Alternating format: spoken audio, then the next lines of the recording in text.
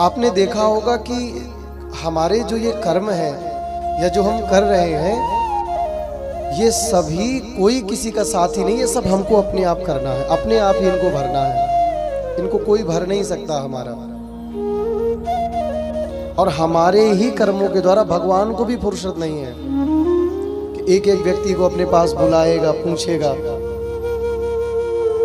क्यों तुमने क्या किया वहां जाके, इसलिए तुम्हें भेजा था वहां, इसलिए तुमको सुंदर बनाया था कि सबको अपनी सुंदरता के बारे में बखान करो, अपनी सुंदरता की प्रशंसा सुन के अभिमान में भर जाओ, इसलिए तुमको सुंदर बनाया था, इसलिए धन दिया था, लोगों को ईगो दिखाते रहो, अभिमान दिखाते रहो। तुम्हें इसलिए संपन्न बना के भेजा था कि तुम्हारी संपन्नता से जो गैर संपन्न है, जो संपन्न नहीं है, वो तुमसे कुछ सीख सके, वो तुम्हें आदर्श मान सके, और तुम्हारी संपन्नता के द्वारा जो तुमने धर्म कर्म किया है उससे तुम्हारा बगल वाला भी कुछ सीखे। बात समझ में आई? ठाकुर जी मानव को संपन्न इसलिए नहीं बनाते हैं कि वो अपना अभिमान करे, अपनी तारीफें सुने, संपन्न इसलिए बनाते हैं और बुद्धि भी इसलिए देते हैं, उच्च कुल में जन्म इसलिए देते हैं कि तुझे सब कुछ श्रेष्ठ दे रहा हूं, और ये सब पाके तू ऐसे आचरण करना, ऐसा धर्म कर्म करना कि जिससे कई लोग तुझसे सीख ले, तुझे अपना आदर्श माने, और वो भी धीरे धीरे भगवत भक्ति में परायण होने लगे। इसलिए ठाकुर जी संपन्न बना के भेजते हैं। इसलिए नहीं बड़ी गाड़ी देते हैं कि टक्कर देने के लिए कि देख आज मेरे पास ये है, कल देख अब मैं तुझे और दूसरी ला के दिखाऊंगा। ठाकुर जी कुछ संपन्नता लोगों को जलाने के लिए नहीं देते हैं।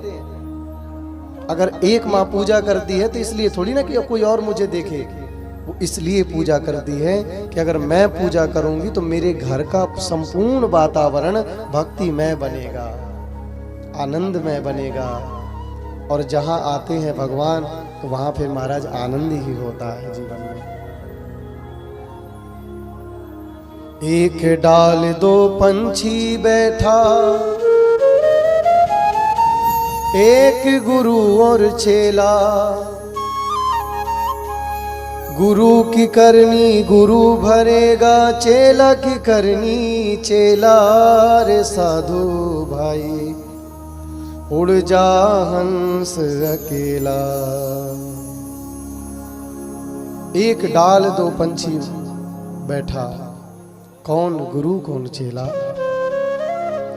गुरु की करनी गुरु भरेगा, चेला की करनी चेला, रे साधु भाई उड़ जा हंस अकेला।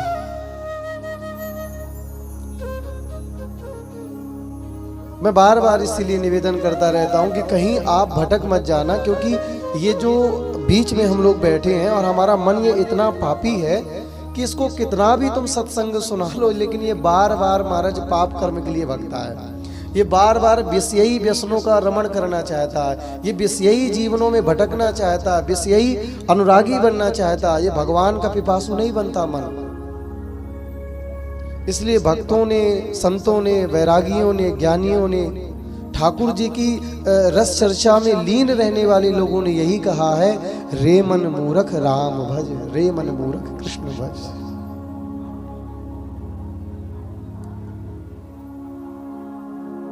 क्योंकि महाराज सदा तो यहाँ कुछ रहने वाला ही नहीं है, और पूर्ण तो कोई नहीं है। इसी प्रकार जैसे पूर्ण मानव नहीं हो सकता, ऐसे यहाँ तुम्हारे पास सदा कुछ नहीं रह सकता।